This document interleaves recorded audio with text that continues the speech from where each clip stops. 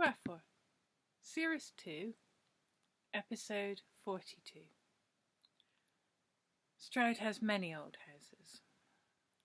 Sometimes these are hidden by centuries of extensions such that the original medieval bit is hard to spot. Sometimes it is the underground and into the hill parts of the house that are both the oldest and the least visible. Stroud and its surrounding hills have secret underground lives that the casual visitor will never see. Clarissa has family members out Minchinhampton way.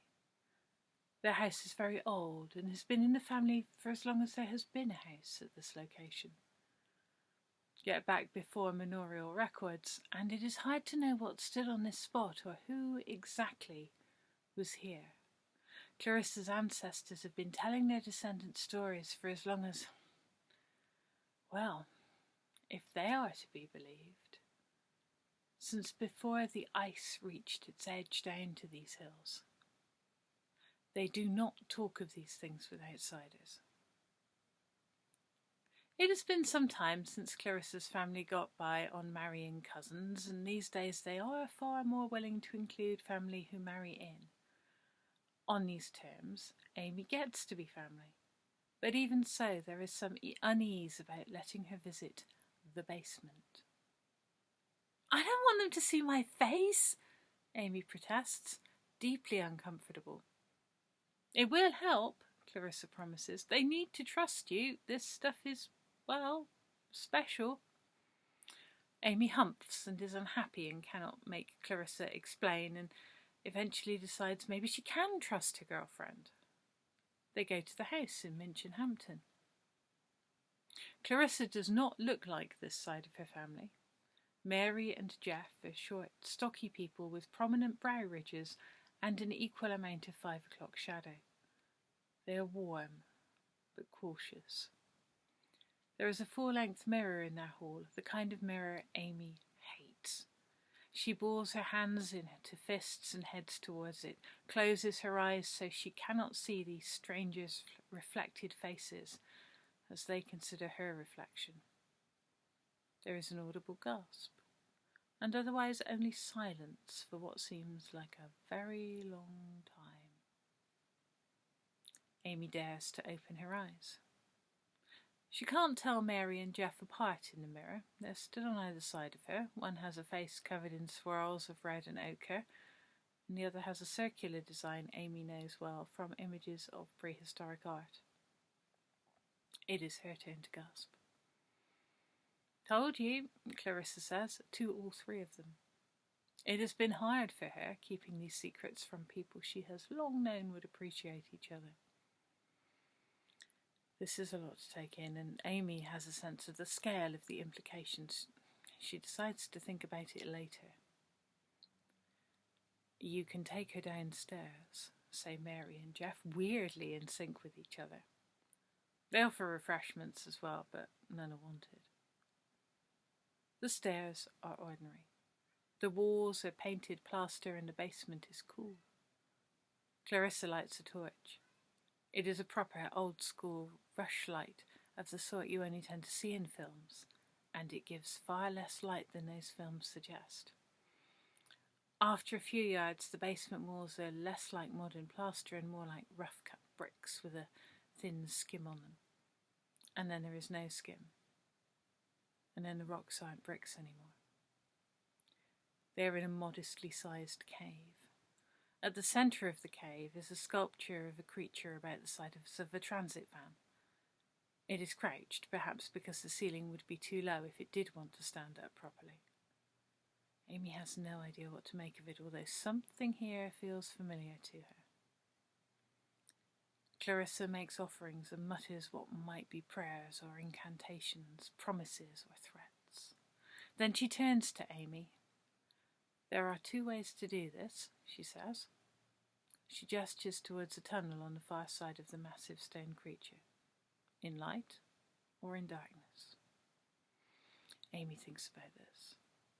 "Do I only get to do this once, or can I do it both ways, whatever it is?" "As many times as you like," Clarissa says with a smirk, There may have been a touch of innuendo there. Can you tell me what this is, or am I not allowed to know? Amy asks. Clarissa takes her hand and leads her towards the tunnel. The walls are marked with deep gouges, visible now in the torchlight. It's a labyrinth, carved into the hill. Wow, says Amy. She looks at the walls again and back at the very large claws on the sculptured creature. Yep, says Clarissa, not carved by humans. Amy feels a deep well of awe open up inside her. It is easiest to walk it with a light, but more affecting in the dark. I've done it both ways. It's a bit of a rite of passage in my family. Clarissa laughs at her own pun. Do I do it alone? Amy asks, a bit intimidated, but also deeply attracted to this mystery. However you want, Clarissa says. Amy smiles. I think I'd like to do it the first time with you and the torch. I need to feel a bit in control here, but I do also want to do it in the dark sometime, on my own. And so they hold hands and walk into the tunnel. The carving here is ancient. It is hard to imagine what these not human minds were thinking when they gouged out rock into earth to open these tunnels. How did they know where to dig and how to orientate so as to make this long and weaving route through the rock? The tunnel twists and turns its way to the sacred centre and unravels back outward again. What did they use it for? How many giant land sloths does it take to make a labyrinth? No one will ever know. Out on the hills the temperature falls. It is not Ice Age cold. Not yet. The wind is full of teeth, and every drop of moisture becomes ice. Tiny glaciers form, and the water in them remembers something of that distant time when all was frozen stillness. Water does not always remember.